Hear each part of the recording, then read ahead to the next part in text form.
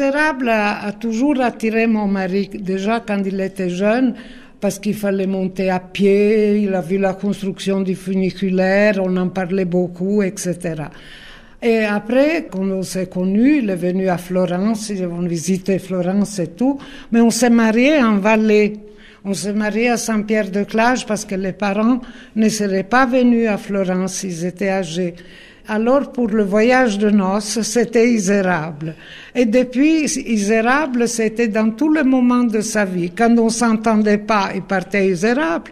Quand on était heureux, on remontait à Isérable. Et il a suivi l'évolution, il a beaucoup écrit sur Isérable, les marches d'Isérable.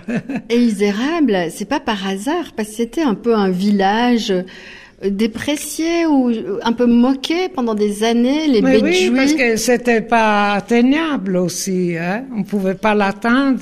Alors lui, il aimait beaucoup parce qu'il trouvait que c'était des gens qui raçaient dans leur manière de faire.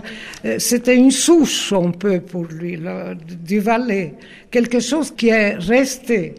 Mais je vous parle des années, on s'est marié en 60, mais on est retourné jusqu'à peut-être 90, vers les années 90.